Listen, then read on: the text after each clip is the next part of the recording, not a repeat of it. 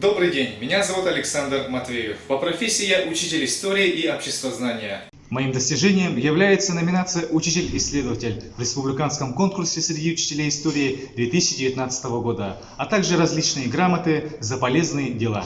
Своими личностными качествами я считаю отзывчивость, ответственность, целеустремленность и полезность обществу. Я изучаю и исследую родной край.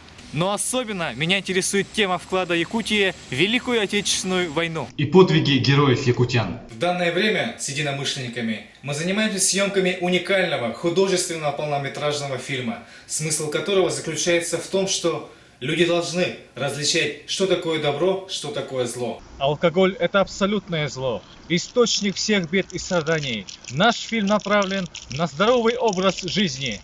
Все войны жестоки и бессмысленны. Нацизм и патриотизм – это разные понятия. И, конечно же, помнить героический подвиг наших дедов в Великой Отечественной войне. Я мечтаю создать полноценную киностудию и возвысить якутский кинематограф.